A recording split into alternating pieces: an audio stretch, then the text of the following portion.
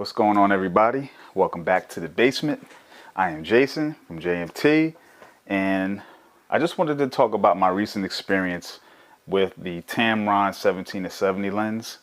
That's a video that, and I did a blog on my website, jmtphotographymedia.com, by the way, that I've already kind of talked about and discussed, but it's been my most used event lens. And over the weekend, I did do a 90th birthday party, and I thought it was an excellent use case for the lens. As said in the previous video about, the flash that failed on me, I used the Tamron with the Fuji X-T2 with the battery grip, and I had flash on top. So I went with one camera, one lens, battery grip, and that's kind of how I shot all the whole time. I didn't have any, I had backups of course, but I didn't bring, in terms of what was on me, I went with one camera, one lens.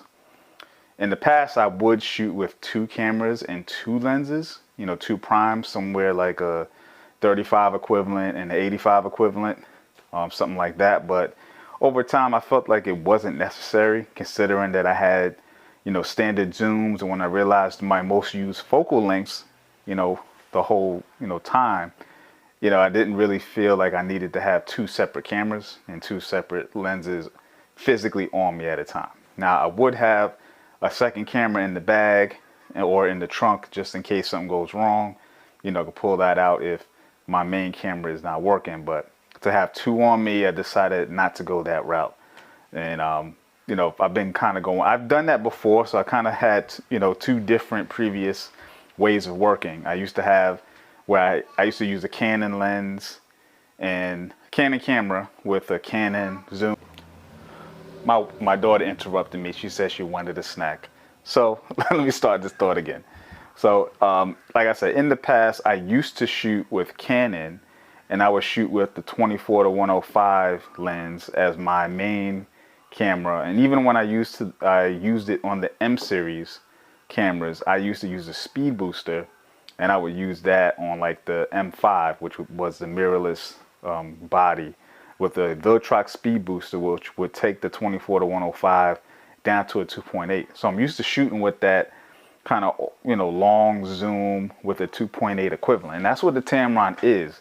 It really is a 25-105 2.8, which is excellent. I mean, there's no other lens like that in the Fuji ecosystem from any manufacturer, and the only competition that it really has is the 16-55 and the Sigma 18-50, and those are different lenses in different categories. And I actually have the Sigma one, but that's a whole different lens, and I could still use that lens for the same purpose of an event, but I feel like the extra reach and the image stabilization kind of gives the Tamron an edge for the event for professional use.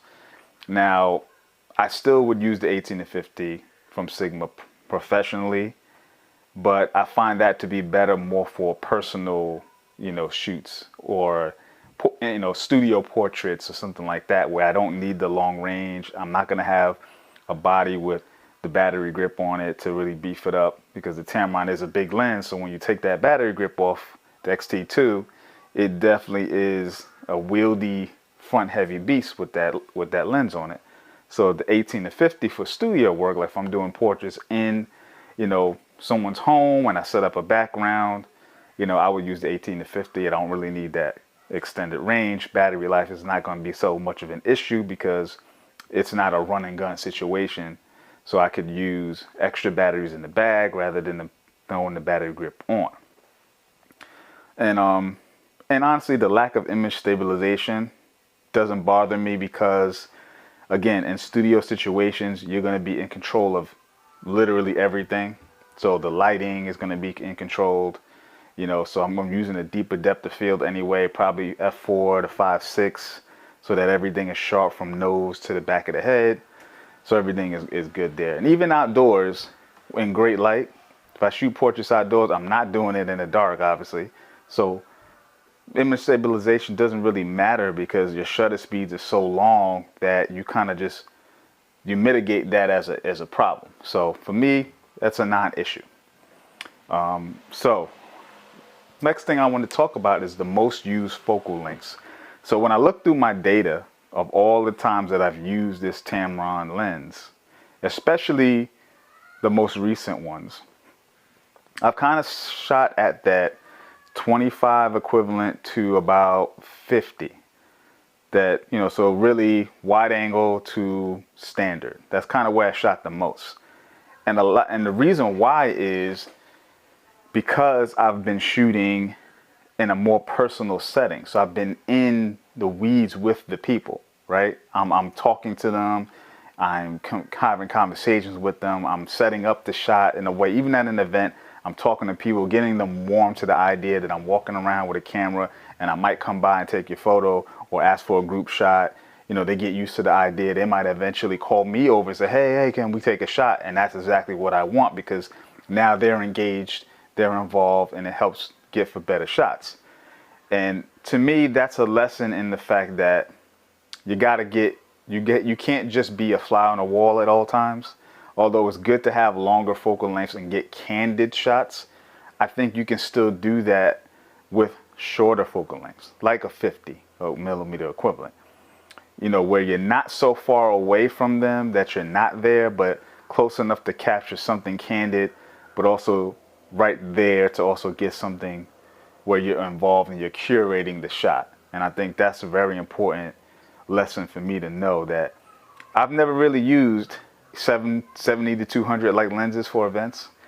I don't feel like I've ever been at an event where I really needed 70 to 200. So I've never really owned a zoom lens that was meant for events. Like I have zoom lenses, and I have, you know, for micro four thirds, I have the, you know, 35 to 100, which is a 70 to 200 lens.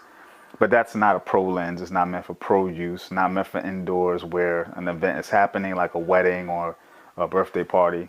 So I've never felt the need to own that type of lens. I feel like the wide to standard and medium telephoto or short telephoto can serve all needs. And that's why I've always used just this kind of like 24 to 100 like lens, all the way from my Canon days even to now with my Fuji X setup. So yeah, 25, I felt like 25, you know, that wide angle, so 17 on the Tamron, and like that 35-ish on the Tamron, which is 50. That's kind of where I was sitting the whole night, and all my shots were coming out really nice. I was engaged with them. They, you know, you got an emotion from them because they were excited to get the shot. You know, this group was a great crowd. They loved to get, you know, seemed like they were engaged to take photos. They were happy to be there.